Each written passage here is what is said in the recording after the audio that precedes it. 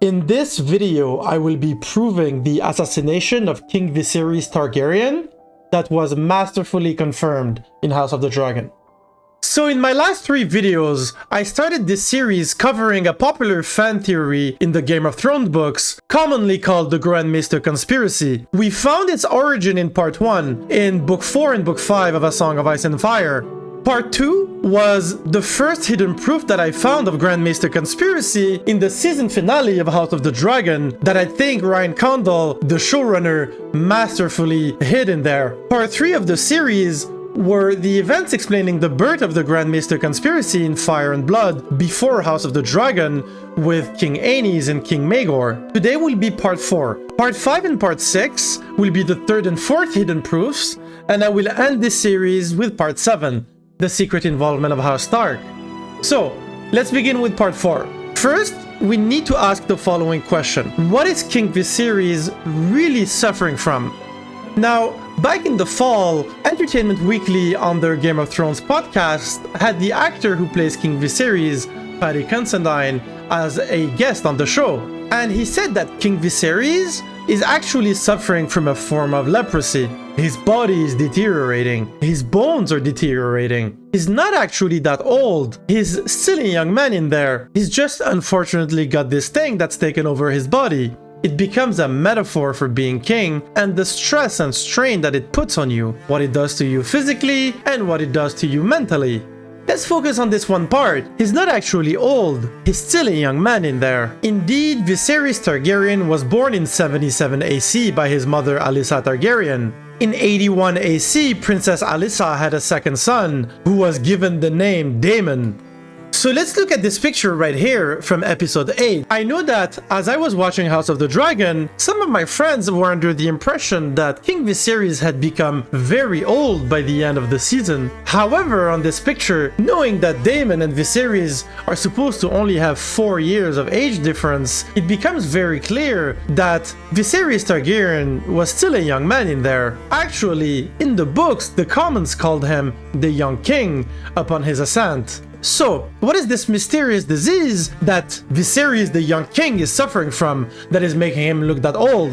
And now we come back to the misleading quote of Paddy Considine. A form of leprosy. If you Google the disease that King Viserys is suffering from, you will find that every website shows you that he had leprosy based on the quote from Paddy Considine. However, the Leprosy Mission International website even themselves said that some of the disfigurements were a little wild even for a time before modern medicine, and that King Viserys did not experience the usual leprosy symptoms. If King Viserys did have leprosy that went untreated, then we might have expected to see the damage on his body focused around his hands and feet. Also, the king didn't experience any obvious mental health difficulties. So the question, did King Viserys even had leprosy to begin with, needs to be asked. As the Leprosy Mission International website states, he might have done, but it was a very, very extreme form of leprosy. So one symptom of leprosy that they definitely got correct in the TV show is the fact that there has been about 20 years between episode 1 and episode 8, and that is exactly the time that the CDC website states about the growth of the leprosy bacteria, that it takes about 20 years or so to develop signs of the infection. The first season takes place, over about 20 years or so. However, there are many major leprosy symptoms missing in the TV show. So, one evidence disproving the fact that King Viserys was really suffering from leprosy was that there were no symptoms of swollen nerves under the skin. Moreover, there were no symptoms showing the loss of the ability to sense touch or pain. Alicent Hightower herself says that the disease actually subjects him to considerable pain. Another symptom missing is that his injuries on the Iron Throne are not due to the lack of sensation. Actually, King Viserys notices when he cuts himself on the Iron Throne. And one of the major symptoms missing that the Leprosy Mission International states on their website, and that we can notice here as well, is that there are no symptoms of paralysis of hands and feet. If left untreated, leprosy causes nerve damage, such as paralysis. Moreover, how could Viserys have gotten leprosy? First, leprosy is not really contagious. It requires prolonged close contact with someone with untreated leprosy over many months to catch the disease. Moreover, no one around Viserys got leprosy, even though he was surrounded by people. Alicent Hightower in particular, whom he had multiple children with, never showed any symptoms of leprosy. So while researching the disease, the mystery was finally solved when I discovered an interview that Variety released on the day of the season finale with prosthetic designer Barry Gower. So he explained that they researched various flesh-eating disorders, necrosis, leprosy, all kinds of horrible references. And he specifically states that for 1 or 2 scenes, they had to use a body double who had a very slender body and a very pronounced bone structure, and that they shot some of the scenes with sores on his back and necrosis on his collarbone and shoulders. Then they shot the same scenes again with Paddy, and using VFX were able to manipulate Paddy's face onto the body double's body. So Barry, the prosthetic designer, mentions specifically only 2 diseases that they researched mostly for the show: leprosy and necrosis. And he only mentions one of the 2 that were used for multiple scenes, which was necrosis. Necrosis symptoms were important enough that it required usage of a body double and reshoots with Paddy Considine using VFX effects. Sores on his back and necrosis on his shoulders and back. So what is exactly necrosis? Necrosis is the medical term for the death of the body tissue. When the cells in your tissues die, it can affect many different areas of your body, including bones, skin, and organs. Necrosis can occur because of illness, infection, injury, and disease, or the lack of blood flow to your tissues. So one of the necrosis symptoms is grayish smelly liquid draining from the wound. Another necrosis symptom is pain that seems more severe than it should. Another necrosis symptom is rapidly spreading redness from the wound, like we see on his back. Moreover, we also have the proof of how King Viserys could have caught necrosis, because the bacteria most commonly enters the body through a break in the skin. Different breaks in the skin can include cuts and scrapes, just like he gets on the Iron Throne, and King Viserys actually says it's a small cut from sitting on the throne. It's nothing. However, another cause of necrosis is burns. But Viserys is never seen or known to get burns accidentally or voluntarily. But in episode 1, if you were paying attention, Grandmaster Melos recommends cauterization as a treatment for the infection on King Viserys' back. To cauterize something is to burn a wound. From here unwraps the second proof of Grandmaster conspiracy in House of the Dragon, and the first evidence that Grandmaster Melos is the one who killed Viserys the Young King. King Viserys was right when he said it's nothing, it's only a small cut from sitting on the throne. But then Grandmaster Melos recommended this cauterization by burning the skin. He actually made the healthy skin way worse and caused the small infected cut to be way more infected than it already was. He even told King Viserys it will be painful, and King Viserys, who trusts his Grandmaster, just agreed to this treatment. So the verywell.com website specifies that causes of necrosis can come for a variety of reasons. Anything from a car accident to falling from a ladder can result in traumatic injury that triggers necrosis. But another reason they mention is from burns. Moreover, they state that in certain cases, and they take the example of frostbites, in which tissues are severely damaged by cold or heat, is a common cause of necrosis. If frostbite is not treated quickly, the frostbitten area turns black and dies, causing gangrene. So the area turning black around the frostbitten area means that it's becoming gangrene. Gangrene are necrotic tissues that cannot be healed and require amputation. In episode 3, we noticed that the area around the fingers of King Viserys has turned black, and that he actually got an off-screen amputation between episode 1 and episode 3. And it usually begins around the fingers and toes or hands or feet. Without prompt treatment, gangrene can be fatal, which is why we see that King Viserys' fingers had been amputated.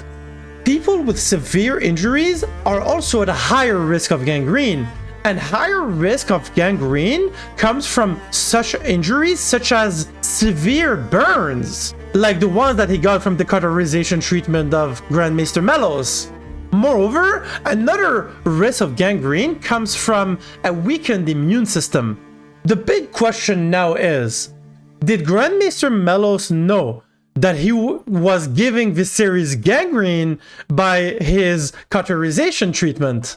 Was Grandmaster Melos purposefully killing Viserys by purposefully administrating the wrong treatments that he knew would make the little cut from the throne much worse than it originally was? Or was it a mistake of judgment from his part? Otto Hightower is the only one in the whole season in episode 1 who questions the origin of the disease. Melos says right there that inquiries to the Citadel had already been sent, meaning before episode 1, research into similar cases was already happening. Now, I created this little timeline to give us an idea of how things went down with the Citadel of Grandmaster Melos. In episode 1 begins in 101 with the Great Council of 101 AC. Then at the end of episode 1, we have the ceremonial confirmation of Rhaenyra Targaryen, which should be around 112 AC. A year later in episode 2, King Viserys marries Alicent Hightower in 113 AC. So, episode 3, when we see the missing fingers that were amputated, was 4 years after episode 1. In 4 years, Grandmaster Melos would have received the knowledge of the Citadel of Old Town, which had the greatest library in Westeros, and they would have told him that cauterization and the treatments that he was using would only cause the patient to have worsened symptoms. Remember in part 3 of this series, we covered the origin of the Maesters, and we said that Archmaesters of the Citadel are supposed to be the wisest and most learned men in Westeros. The first Grand Maester was literally appointed because King Aegon the Conqueror, feeling that the realm might benefit from such wisdom, asked the conclave of the Citadel to send him one of their own number to advise and consult with him on all matters relating to the governance of the realm. Thus was the office of Grandmaster created at King Aegon's request. So did Grandmaster Melos know that he was using the wrong treatments? Melos was an Archmaester of the Citadel before becoming Grandmaster. He had plenty of experience with infected wounds. Melos and the Citadel probably did not even need to research similar cases, because back in the medieval age, infections from rusted swords or rusted metal or steel were very common. And this is the king that we're talking about. They would have given him the best treatment possible. The only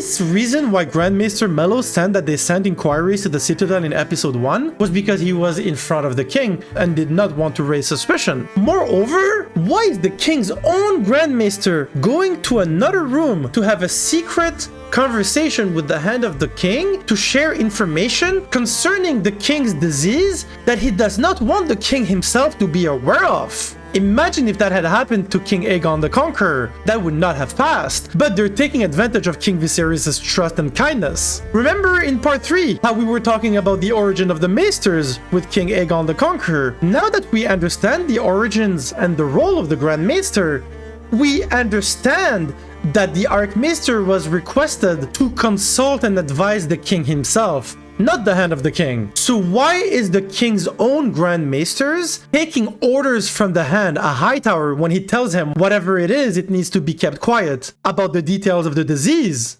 This is the last scene in the whole show in episode 1 where the disease is ever questioned, and Grandmaster Melos continued his treatments and King Viserys Targaryen continued to die.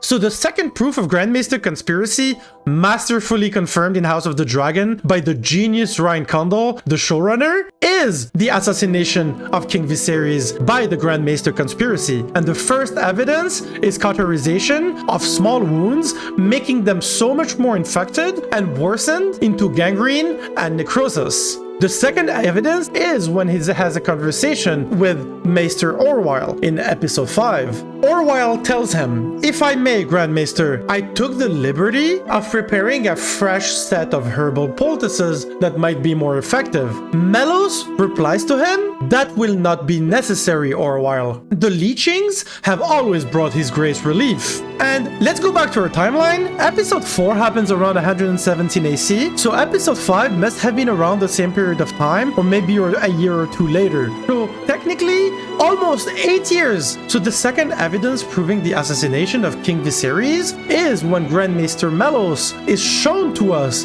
still refusing to use better treatments 8 years later in favor of using the same old, wrong, and ineffective treatments. The third evidence of the assassination of King Viserys is the weak immune system that fosters gangrene. And we see one of the young maesters telling Grandmaster Melos it's a wound that refuses to heal, exactly like the symptoms of necrosis describe it. Remember this scene when Rhaenyra Targaryen told Alicent Hightower that her and her dad were warming the throne while King Viserys was addled on the milk of the poppy? Let us look into the milk of the poppy, which is part of the third evidence of the assassination of King Viserys. So what is the milk of the poppy? Milk of the poppy is an opiate used to dull the pain, basically natural opioids.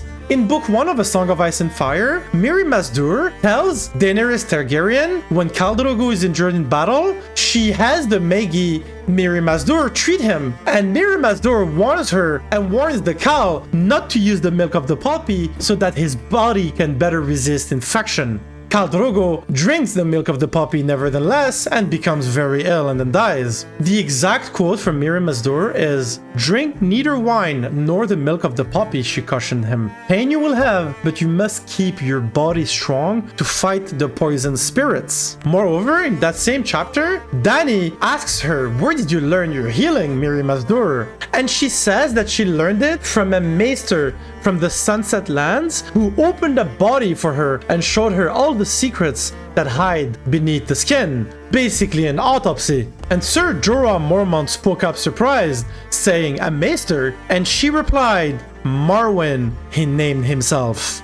Do you remember in part 1 of this series when we covered the origin of the Grandmaster conspiracy? We talked about book version of Archmaester Marwyn. Do you remember what he said? When he said, "Who do you think killed all the dragons the last time around?" He was literally opening up a body right there on the table while talking to Samwell Tarly. So if Archmaester Marwyn knows that the milk of the poppy lowers the body's ability to fight the poison spirit, then Grandmaster Melos, who used to be an Archmaester before becoming a Grandmaster, would also know that concept. So when we read A Sword That Won't Heal, especially if you have a weak immune system, we actually start realizing that King Viserys is shown repeatedly drinking the milk of the poppy through the entire season. And in episode 5, we're specifically shown the milk of the poppy being given to him. Archmaester Marwyn, remember, told Sam, "It's good that Maester Aemon died before arriving to the citadel of Old Town, because if he got to Old Town, the Grey Sheep might have had to kill him." And now we remember Mirri Maz Duur telling Khal Drogo not to use the milk of the poppy so that his body can resist infection, and we see that the effects of opioids on the immune system are overwhelming, suggesting that it affects both innate and adaptive immunity. George R.R. Martin does not write things without having a purpose. This is why he's an amazing writer. It's one of the proofs that show that Grandmaster Melos knows about this concept of better resisting infection. He literally tells Sir Otto Hightower, "Bad humors of the mind can adversely affect the body," which reminds us exactly the concept of keeping your body strong to fight the poison spirits. There is even this clip in episode 8 where Daemon is suspiciously smelling the cup besides King Viserys' bedchamber. In King Viserys' bedchamber, we see Daemon and Rhaenyra in episode 8 finally noticing that the Greens have been making Viserys drink the milk of the poppy so that the Queen and the Hand could take over all the duties of the king and rule over the Seven Kingdoms. Rhaenyra even makes a joke to Daemon saying, "What can either of us know of ruling a kingdom?" when Alicent enters the room, and she replies to that, "I do not rule, as you may well know. My father and I are mere stewards of the king's will and wisdom." And how exactly is that wisdom expressed? Daemon said jokingly in blinks and wheezes, implying that King Viserys has been drugged on the milk of the poppy so much that he'd be surprised if he even remembered his own name. And in this clip, Alicent says that it is on the advice of the Maesters. And then right away, Rhaenyra laughs, saying, "Ah, the Maesters." And she says sarcastically, "Of course it is they who keep him addled on the milk of the poppy while the Hightowers warm his throne." And now if you've watched part 3 of this series, you understand why I made a whole video explaining the birth of the Grandmaster conspiracy through the Hightower Citadel Fate of the Seven Alliance in Old Town. So the third evidence proving the assassination of King Viserys Targaryen is the milk of the poppy. If Maester Marwyn knew that the milk of the poppy makes the body weaker against the poison spirits, then Grandmaster Melos would have known this as well. Lady Dustin was right. If you remember when we covered part 1, the origin of the Grandmaster conspiracy theory, Lady Dustin asks Theon, "What good are the Maesters?" And Theon replies, "They heal. It seemed expected of him." "They heal, yes. I never said they were not subtle," replied Lady Dustin. Do you remember when we said that the necrotic tissues require surgical amputation when the area turns black because it means that gangrene has developed or it can be fatal to the patient? At first, I thought that the reason why Grandmaster Melos amputated the 2 fingers was so that they would be subtle, exactly like Lady Dustin said, that sometimes they have to heal you so that they won't raise suspicions. One of the reasons why I thought that, I covered in part 3, when the High Septon gave up Old Town to Aegon the Conqueror. After 7 days of fasting, he emerged from his fast and declared that the Fate of the Seven would not fight Aegon's conquest, proclaiming that if they did, Old Town would burn and the Steri-Sept would be destroyed. That is exactly what almost happened to the Steri-Sept when the Fate of the Seven clumsily tried to kill King Aenys, and when they failed, Dowager Queen Visenya counseled King Aenys to bring fire and blood to the Steri-Sept of Old Town and the Sept of Remembrance of King's Landing. King Aenys at the time refused to do so, but when King Maegor became king, he did exactly that to the Sept of Remembrance, flew there, burned it to the ground, killed 700 warriors' sons of the Fate of the Seven. None of them survived, and the warriors' sons never came back. But then, while looking into the appointment of Grandmaster Melos, I noticed some other suspicious activities. In the books, both Grandmaster Runesitter and Sir Harold Westerling of the King's Guard died within months of each other in the year of 112 AC, 2 years before Rhaenyra's marriage to Laenor Velaryon.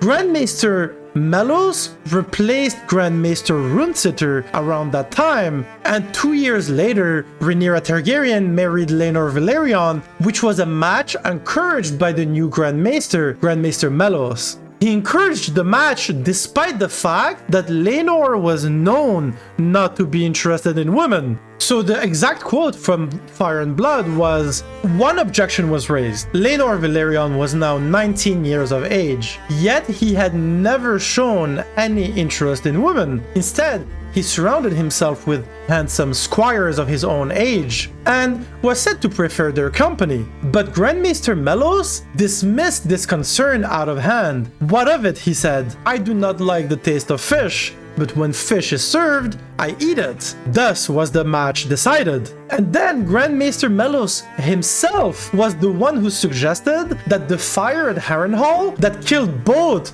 Lord Lionel Strong and his heir, Sir Harwin Strong, was ordered by King Viserys. The direct quote from Fire and Blood is that Melos implied that the king had come to accept the rumors that his grandchildren by his daughter Rhaenyra were really bastards sired by Harwin. Thus he desired to keep the truth concealed and kill the man who had dishonored his daughter. And it was at this moment, while researching these suspicious activities of Grandmaster Melos, that I stumbled upon the following discovery. A rewritten Fire and Blood passage in the recently released Rise of the Dragon book. Keep in mind, Fire and Blood, the book upon which House of the Dragon was based off, was published in 2018. And Rise of the Dragon, which is an illustrated summary of House of the Dragon, was released the week after the season finale of House of the Dragon in 2022. So they coordinated the end of the TV show so that people would buy this illustrated, summarized version of the book that it's based on. This exact passage in Fire and Blood was actually changed in Rise of the Dragon.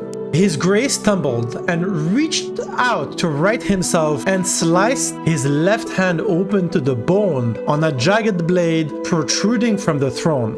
Though Grandmaster Melos washed the cutout with boiled wine and bound up the hand with strips of linen soaked in healing ointments, fever soon followed, and many feared the king might die. Only the arrival of Princess Rhaenyra from Dragonstone turned the tide, for with her came her own healer, Maester Gerardes, who acted swiftly to remove 2 fingers from his Grace's hand to save his life. So it was not even Grandmaster Melos who amputated the 2 fingers to save King Viserys' life. And then I compared the same passage in the Rise of the Dragon book, and all it says is that Viserys accidentally cut his hand as he descended the Iron Throne. Though tended by Grandmaster Melos, the wound became so infected and the king so feverish that some feared he would die. To save his life, Rhaenyra's celebrated Maester Gerardes intervened, amputating 2 of the king's fingers.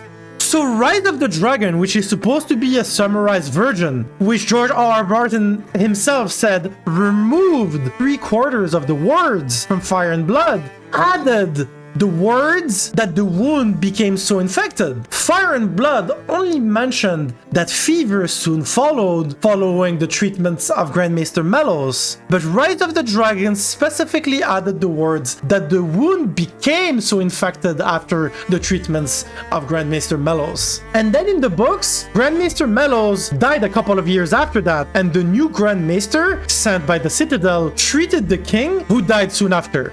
Maester Orwyle in the show is given a different role from the Archmaester Orwyle in the books. So, the differences from the show is that in the Rise of the Dragon book, it states, not long after Grandmaster Melos died, a new bone of contention arose as to who his successor should be. Rhaenyra and her blacks preferred that Maester Gerardes be selected. He was the one who had just saved his life, while Queen Alicent and her greens wanted Maester Alfador, who served at Hightower.